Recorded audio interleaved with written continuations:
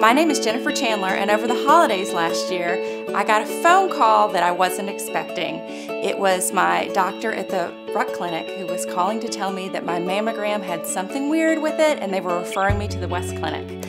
I didn't know what that meant, but they said it was probably nothing. So actually on the Friday before Christmas, I went in for my mammogram thinking that it was going to be nothing, and then the nurse told me, you know, this is something. We probably need to take a biopsy. So they scheduled it for the following week, and so that was actually the Friday before New Year's Eve. I went in and I had a biopsy, and it turned out that I had DCIS, which is ductal carcinoma in situ, which basically means that I did have a form of breast cancer. The good news was that we had caught it early, so my prognosis is very good.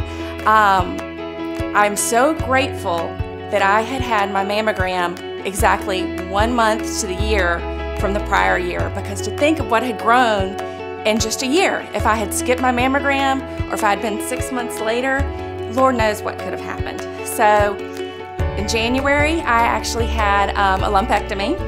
I didn't get perfect margins, so we went back in and had a second lumpectomy. And then I waited for my genetic testing to come back before we did the next step, because if you do radiation before knowing the genetic testing, it kind of changes what your surgical options are.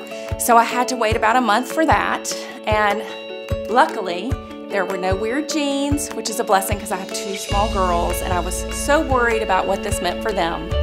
And so we were able to move on, and since I'd been caught early and was technically a stage 0 cancer, and it was not in my lymph nodes, I was a candidate for a type of radiation called SAVI treatment. And the SAVI treatment is one where they go in and they actually insert a catheter into your breast, and they do the radiation localized, and it's a 1-week process versus the standard 8-week process.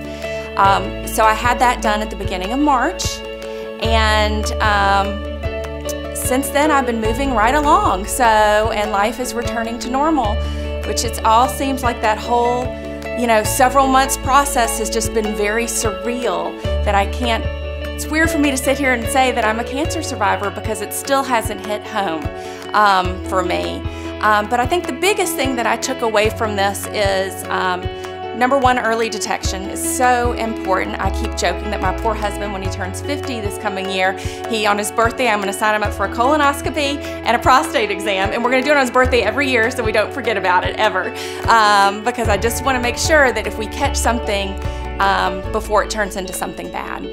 And also, one of the things about going through cancer is that is a terrible thing, and it's a really scary thing, and one of the hardest things for me was that waiting time period and not knowing what's going on, because I got the call in early December that something was going on. I had to wait several weeks to get into my appointment at the West Clinic, and then I had to wait a week to have my biopsy, and then I had to wait a week for the results of the biopsy, and then I had the surgery, and then I had to wait another week to find out if we had clear margins or not, and then you have to wait a month to find out about genetic testing. So it's really a game of patience. And there were certain things that people led me along the way, like meditation and yoga, that really helped. But I would say the biggest thing for me is this experience taught me about the kindness of people. I was overwhelmed of the people who reached out to me to say that they were thinking of me and that they were praying for me, people who sent flowers, people who dropped off, a Starbucks, people who dropped off fresh juices for me, or people who just sent texts, I mean, that's what I always now know, is that when you're in that moment and you're wondering if you should reach out to someone, reach out to them. And a text makes the world of difference. Just because when you're feeling at your worst, if somebody sends you a text and says that they're thinking about you, it can turn your whole day around.